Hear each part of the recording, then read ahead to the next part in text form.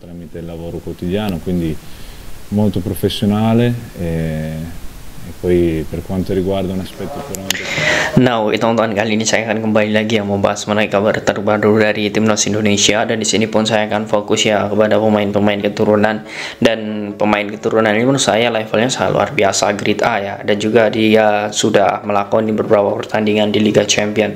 Nah, kita akan melihat peluang dirinya selama berkarir di Eropa ini, dan ya ini menurut saya sangat respect juga sekali dengan Coach Sintayong ya. Apa yang memang menjadi pilihan dirinya untuk membela timnas itu selalu benar, dan setiap dirinya menunjuk pemain, hasil analisanya itu pasti dia pemain bintang. Nah, memang sedikit alot seperti sosok Tijani Reinders ya, yang memang tidak bisa bergabung ya, karena menurut saya peluang dirinya bergabung di timnas Indonesia juga sangat sempit. Tetapi saya melihat ada beberapa pemain yang masih bisa untuk bergabung di Indonesia seperti Evkin Dik dan juga Emil Audero Mulyadi. Nah, saya akan membahas tuntas mengenai pemain ini. Jangan lupa tontonnya, bantu saya. Nah, oke, kita langsung saja masuk tontonnya. Di sini saya akan membahas tiga pemain keturunan ini ternyata baru saja ya. Nah, di sini saya melihat bahwa ada tiga pemain keturunan yang saat ini bermain di Liga Champion, dan di sini pun saya akan membahas potensinya. Oke, kita langsung saja ke tiga pemain ini tonton ya. Yang pertama yakni sosok Tijani Reinders. Nah, Tijani Reinders ini bersama AC Milan ketika ia didatangkan itu selalu menjadi starter.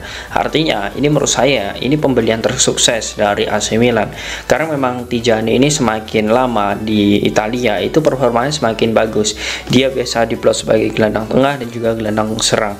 Tetapi di sini saya melihat saat di Liga Champion kemarin ya, saat melawan Newcastle United, dia pun juga bermain selama 90 menit.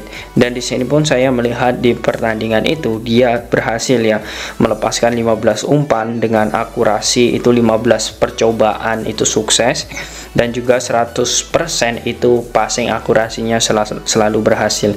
Artinya pemain ini dari segi pola permainan ini memang diharapkan sekali dengan karakter dan juga gaya pelatih dari AC Milan itu sendiri, dan bagaimana dirinya selalu bermain ritme.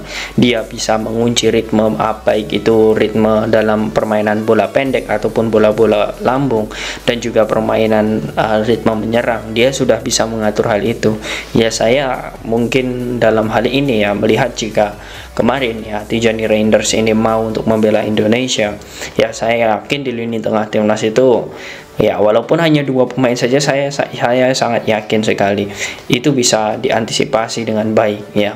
Jikapun ada satu pemain terkena kartu merah ya, karena saya melihat sosok Tijani Reinders ini memang menjadi skema yang dimasukkan oleh Sintayong untuk timnas di Piala Asia. Nah, tetapi dirinya memang memilih Belanda ya, kita tidak boleh lah dalam artian protes atas keputusannya, karena dia juga berhak untuk memiliki keputusan yang sesuai dengan hatinya sendiri. Nah, oke, itu untuk itu untuk Tijani Reinders ya. Oke, kemudian selanjutnya kita akan membahas mengenai sosok Kevin Dik.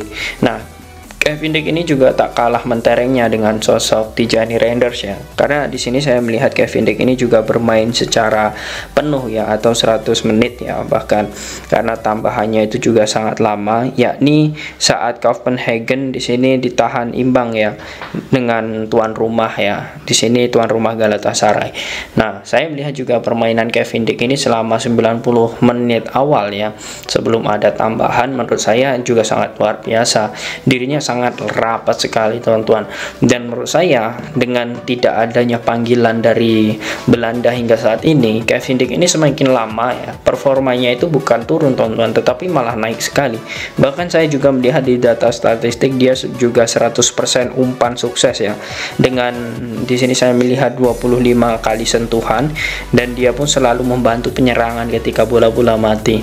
Nah, saya melihat memang Kevin Dik ini permainan sangat luar biasa. Jika PSSI segera menjemput bola ya dan menaturalisasi, menurut saya tidak ada ruginya sama sekali, karena peluang dirinya untuk membela Indonesia itu ada. Dan wajar saja jika dirinya belum bisa ke Indonesia, ataupun dia tidak sama seperti Jay Ides, karena memang dia sangat sibuk sekali, seperti yang sudah saya jelaskan di awal. Mengapa banyak sekali teman-teman itu yang bertanya, Bang, kenapa Kevin Dik tidak ke Indonesia seperti J.I.D dan sebagainya. Nah, karena memang Kevin Dick ini sangat sibuk sekali teman-teman. Bayangkan saja ya, dalam satu minggu terkadang dia sampai memainkan 3 pertandingan di Piala Denmark, kemudian Liga Champion atau kualifikasi, kemudian dia juga bermain di Liga Domestik, dan alangkah sibuknya juga dia bukan pemain cadangan teman-teman, dia selalu menjadi pemain inti. Itulah yang menjadi hambatan bagi dirinya, dan ini wajar saja jika memang dirinya sulit membagi waktu. Ya, menurut saya statementnya itu sudah benar, tetapi ya diharapkan seperti KBRI di Denmark, kemudian putusan dari PSSI ini, ya semoga saja ini segera untuk menjemput bola, untuk segera menemui Kevin Dick kalau memang dia memang berminat. Karena saya melihat statement terakhirnya dia ingin membela Indonesia, jadi ya saya melihat ini harus segera diurus lah demi Piala Asia nanti. Nah, kemudian yang selanjutnya di sini saya melihat ada kabar dari Emil Audero Mulyadi. Nah, Emil Audero Mulyadi ini peluangnya untuk membela Indonesia ini menurut saya sangat terbuka, walaupun hingga saat ini dirinya belum memiliki ataupun belum statement lagi ya, atau belum memunculkan statement lagi terhadap Indonesia. Tetapi dirinya saat ini memang sangat timpang ya. Ini kalau menurut saya, karena memang dirinya pun di Inter Milan hingga saat ini ya, di Liga Utama pun dia belum pernah diturunkan, kecuali di Liga Uji Coba ya, kecuali di Uji Coba dia memang diturunkan, tetapi untuk di Serie A untuk saat ini dia belum sama sekali diturunkan. Bahkan di sini untuk di Liga Champion ya, saya melihat bahwa Inter Milan ini bertemu dengan Real Sociedad, dan kita ketahui bahwa di pertandingan ini Emil Audero Mulyadi ini gagal untuk menggeser kiper utama Inter yakni Jan Sommer, dan saya melihat Emil hanya menjadi bangku cadangan saja.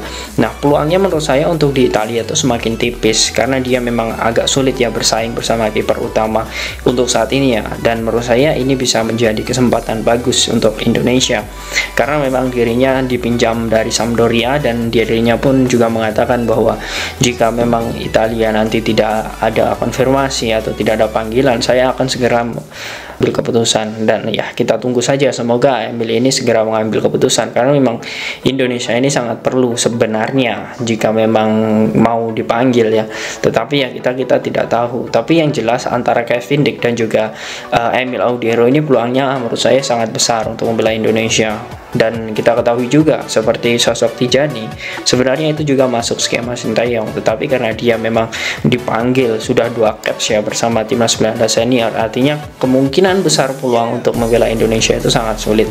Tapi yang jelas di sini saya melihat ya, beberapa hari yang lalu itu Bapak Erick Thohir, kemudian Arya Sinulinga dan juga Coach Sintayong itu sudah bertemu ketika acara ulang tahun pernikahan Erick Thohir.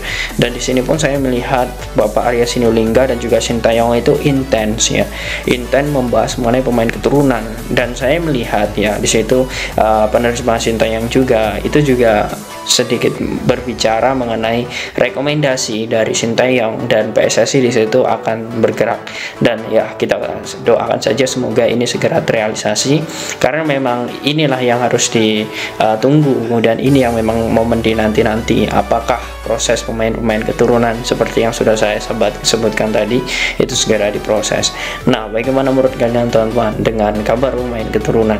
Apakah kalian yakin salah satu di antara mereka nanti akan membela Indonesia? Silahkan kalian tulis di kolom komentar.